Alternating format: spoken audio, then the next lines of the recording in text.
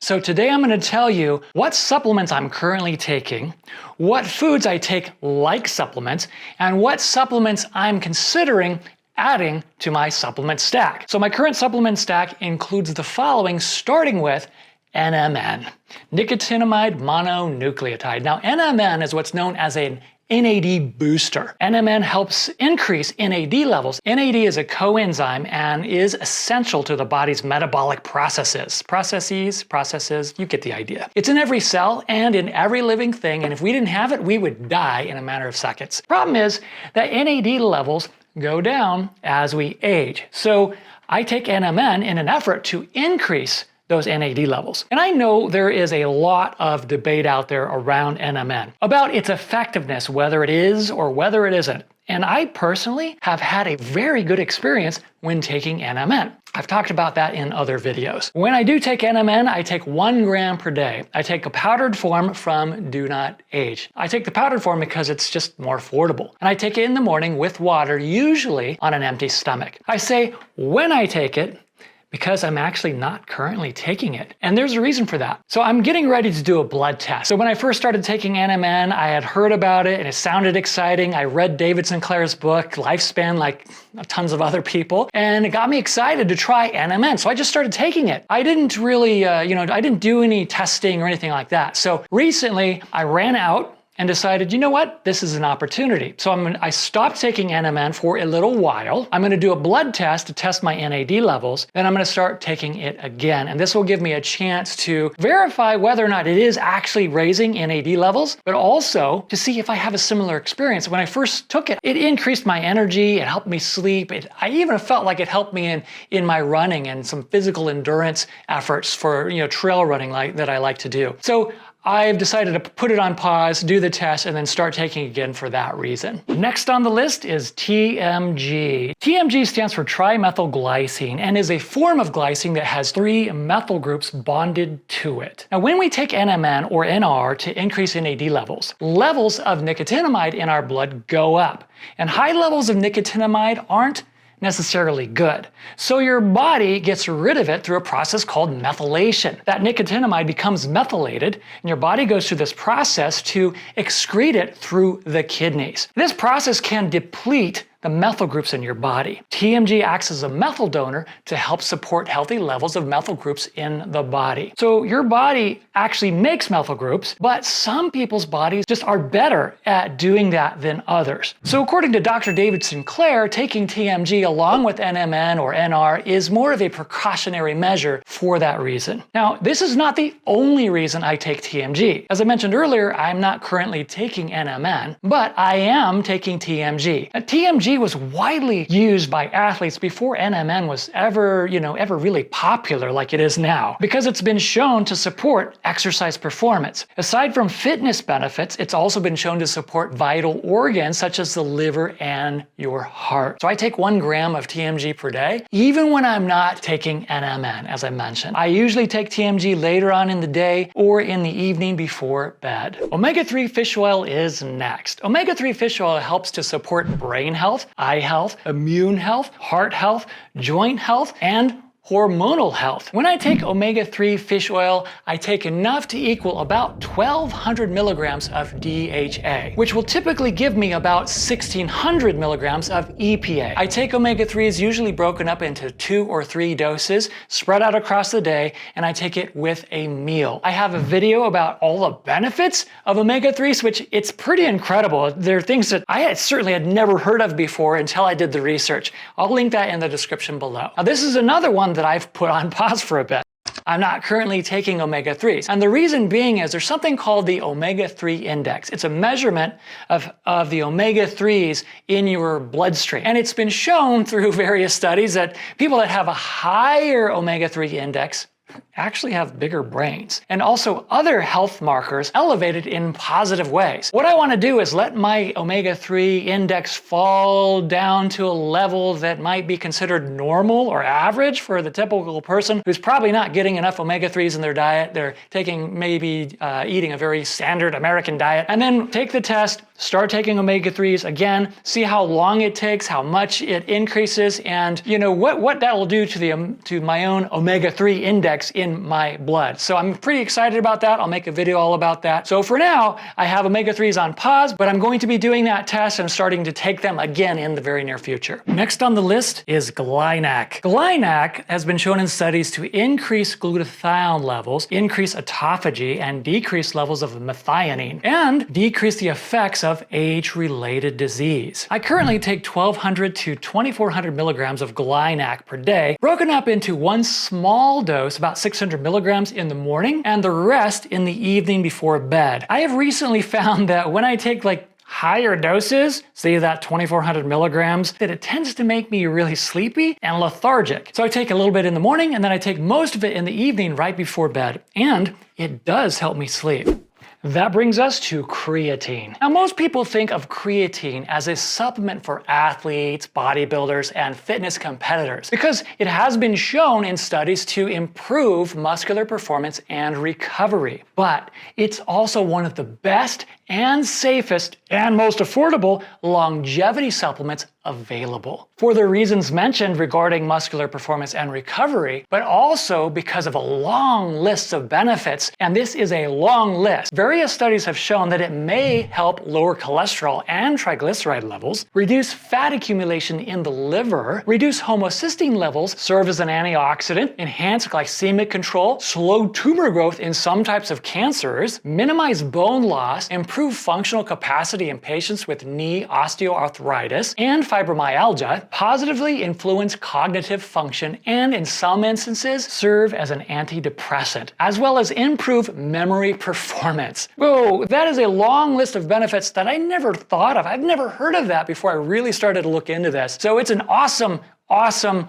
supplement for everyone. I take 5 grams of creatine in the morning with water, usually right after my workout. I think I might be running out of shirts. So I've made a lot of collagen videos, and I even have a whole collagen playlist on this channel. And that happens to be next on my list. Collagen has been shown in studies to improve skin health, skin elasticity, reduce wrinkles, support healthy joints, and improve gut health. It's also been shown in some studies to reduce cellulite. I started taking it to help support with my joints for all the trail running and hiking that I do. And I've noticed that it has made a difference. I take 10 grams of collagen every day, usually in the morning. Going along with collagen, I also take hyaluronic acid. Hyaluronic acid. Hyaluronic acid has been shown to promote skin health and reduce wrinkles. It's also been shown to protect against a number of respiratory diseases, assist with weight loss, be beneficial for brain health, ease incontinence and bladder pain, treat wounds, and assist in wound healing. I take 200 milligrams of hyaluronic acid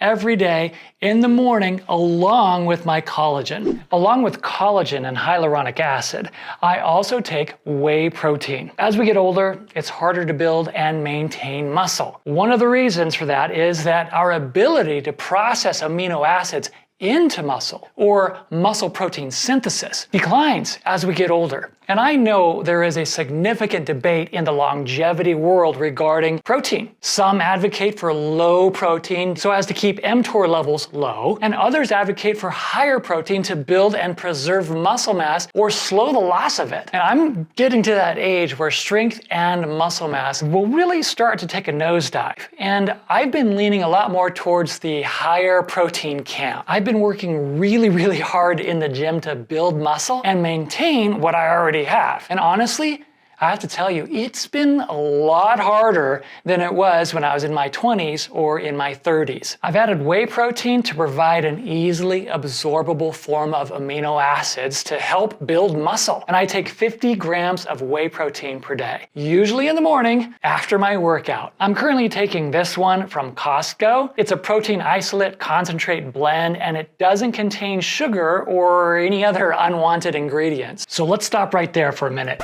Me making this video does not mean that I am suggesting that you should take all of these supplements or any of these supplements. People asked, what is your supplement stack? So I decided to make a video about it. Just because I'm taking something doesn't mean that you should be taking these same things or that I'm saying that you should. Always do your own research and always consider consulting with your doctor before making adjustments to your diet or including supplements in your daily routine. Next on my list is a product called LMNT. LMNT is a zero zero sugar electrolyte drink mix. Now, electrolytes are really important for proper hydration, muscle contraction, organ and brain function. And I've really learned a lot about how important electrolytes are in the last several years while doing a lot of long distance trail running and repeated adventures in the Grand Canyon. I take 1 LMNT packet in the morning only on days that I go to the sauna, have a particularly difficult workout, or on a really long trail run, and especially here in Arizona when it gets really, really hot out. I also take vitamin D3. Vitamin D3 helps improve immune function, boosts mood, supports weight loss, and healthy cardiac function. Your body can only absorb calcium when vitamin D is present. Along with vitamin D3, I also take vitamin K2. Vitamin K2 helps shuttle calcium to the bones. Increasing vitamin D3 without increasing vitamin K2 may cause an increase in calcium deposits in the arteries. Vitamin K2 supports healthy bones, including bone density, helps to increase energy in the mitochondria, which in turn gives you more energy overall. It helps improve insulin resistance and is anti-inflammatory. In addition to vitamin D3 and K2, I also take magnesium. Magnesium helps your body absorb calcium and supports bone structure and bone density. It also helps with healthy heart function and helps to regulate blood pressure. In addition, it also helps with digestion. When it comes to vitamin D3, K2, and magnesium, I've been taking an all-in-one just because it's more convenient. One of these gives me 5,000 IU of vitamin D3, 4,800 IU of K2, and 250 milligrams of magnesium L-threonate. I've been taking it at night, though I've recently decided that I'll probably just move that to the morning or sometime in the afternoon and take it with a meal. Both D3 and K2 are fat-soluble vitamins, so it makes sense to take them along with food, and a meal that contains some sort of dietary fat like an extra virgin olive oil. I've made videos about all of these and in more detail and specific benefits about each, and you can find those on this channel. So next on the list is saw palmetto. Now, saw palmetto has been shown to support prostate health and possibly slow or reduce hair loss. I spoke with a dermatologist recently and she said, oh, it does. And I know there are a lot of different options out there to hopefully achieve those two benefits. But for now, this is the one that I feel most comfortable with. I take 580 milligrams of saw palmetto each day, usually in the evening before bed. Now we're going to talk about foods that I eat like supplements or take like supplements, meaning I try to get a little bit each day and every day. And the first one on this list is extra virgin olive oil. Olive oil has a range of health benefits. It's believed to be anti-inflammatory, to protect against heart disease. It's also been shown that it may help to prevent strokes and help fight Alzheimer's disease, and reduce risk of type 2 diabetes. It's also believed to have anti-cancer properties as well as antibacterial properties. It's also believed to activate sirtuins, which is very exciting for people focusing on longevity and healthy lifespan. I try to consume 2 to 3 tablespoons of extra virgin olive oil every day. The next one is one of my very favorites, and that is dark chocolate.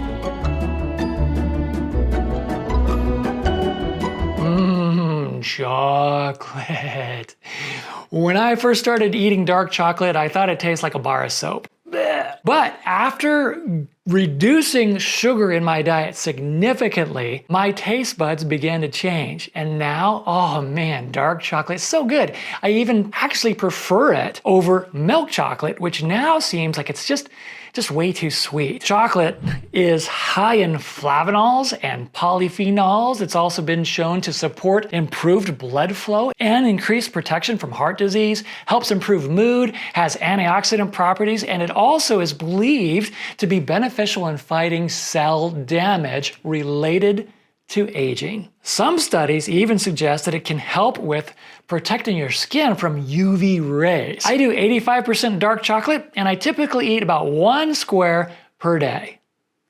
Okay, maybe sometimes I do 2 or more. Next, we're going to talk about supplements I'm considering. Now, money is a limiting factor, and there are a lot of options out there. There are a lot of things that are interesting and things that I would like to try, but I don't have millions of dollars like Brian Johnson. I really have to pick and choose which ones might be beneficial for me and that'll also fit into my budget. Now the first one on the list is SIRT6 Activator, another product from Do Not Age. Now it's derived from seaweed and it's for the purpose of activating SIRT6 or sirtuin 6. Now SIRT6 is one of the sirtuins in your body that is highly associated with longevity. I have SIRT6 Activator and I have taken it in the past, but I haven't fully committed to taking it on a regular basis yet. I mentioned SIRT6 Activator in one of my other videos and received an email from a guy who said he reviewed several studies and learned that activating SIRT6 promotes the progression, migration, and invasion of prostate cancer. He went on to say that he started taking SIRT6 Activator and 2 months later his PSA numbers doubled. Now PSA stands for prostate specific antigen. PSA is a protein that's produced by both cancerous and non-cancerous tissues in the prostate. Elevated PSA levels can be an indicator of prostate cancer. It doesn't mean that it is prostate cancer, but that's one of the things that they look for. After mentioning this, he said he had just finished radiation treatment for prostate cancer and was now on hormone therapy. For clarity, I asked him if he had had cancer prior to taking SIRT6 Activator, and he said yes. So he already had cancer, prostate cancer, before he started taking it. And he didn't really know that activating SIRT6 could exacerbate that situation. Now, having said that, he was quick to point out that he wasn't 100% sure that it was SIRT6 Activator that caused the rise in PSA numbers, but he decided to stop taking it. And I don't blame him. I would do the same thing. Now, let's stop right there and talk about something. Have you ever heard people say, always consider consulting with your doctor before making adjustments to your diet or including supplements in your daily routine? Oh, wait. I said that earlier in this video. This is a perfect example of when that would very much apply. Now, I want to be respectful to this person who sent me the email when I say this. And I really do think he would want me to say this to you. If you have cancer or some other existing health concern, doing extensive research on your own and consulting with your physician is highly recommended. This situation, probably above any others, would require that. It should require that, more so than at any other time. Doing your own research in general, even if you don't have a significant health concern, just makes good sense. Don't just start taking things because someone made a video and is talking about how great their experience was. That absolutely includes me and any other person out there making videos about supplements or health-related topics. So with this in mind, I've decided to go to the doctor, get a physical, it's been a while, check my PSA numbers, and make sure I'm not at risk of prostate cancer before I start activating SIRT6 or taking SIRT6 Activator for that purpose. Then I'll decide if I want to commit to it, and then if I do, I will monitor that on a regular basis. Sulfura Boost is another one I'm considering, also from Do Not Age. I get a lot of my supplements from Do Not Age, almost probably the majority of them. It contains sulforaphane glucosinolate, which is derived from broccoli and has been shown to neutralize toxins, reduce inflammation, and support the body's efforts to reduce the risk of cancer. This is one that Dr. Rhonda Patrick talks a lot about. She's a big fan of sulforaphane. And I have some, and I've taken it, but haven't been taking it regularly, so I can't report that it's on my current supplement stack, but I am adding it in and will be taking it on a regular basis. CAAKG is next. I've heard a lot about CAAKG in the past, but just really hadn't been taking it. It never caught my attention. But my recent conversation with Dr. Nick Ingerer has me thinking about that supplement and potentially adding it to my stack. Now, he did his own test and found that for him, it actually reversed his biological age by 3 years. I made a video about that as well, and it's also on this channel. AKG is a key metabolite in the Krebs cycle, which is all about how energy in your body is generated, and plays a key role in metabolism, stem cell growth, collagen synthesis, and epigenetic regulation. It's been known to support stronger bones and help with weight maintenance and reduce inflammation from senescent cells, and is believed to help extend healthy lifespan. So I'm really considering taking CAAKG. Beta-alanine is also one that I'm considering on my consideration list. It's popular with bodybuilders because it's believed that it helps to regulate acid in the muscles and prevent or slow down fatigue. It helps to reduce that time to burnout when you're working out, and your muscles just really start to burn and you gotta stop. So I'm interested in this because one of my goals is to increase the number of pull-ups that I can do in one set. Like all in a row with no rest. This year, my goal is to do 50. I need all the help I can get. I'm curious if beta-alanine will help even a tiny little bit reduce that time to burnout. Taurine is next, and in conjunction with beta-alanine, taurine has been shown to improve endurance, strength, and power, and expedite the recovery of DOMS, delayed onset muscle soreness. And exciting new research also suggests that taurine potentially supports healthy aging and longevity. Now this next one may come as a surprise to you, and that is a multivitamin. I know, that just seems like a no-brainer. Why isn't that the first one on your list, right? But it's just something that I haven't committed to yet. I get a lot of very nutrient-dense foods as part of my regular diet every day. I've also done a micronutrient test, which came back very, very positive and showed that I wasn't deficient in anything. So I don't get overly concerned about this one, but it is something that I'm very much considering adding to my supplement stack.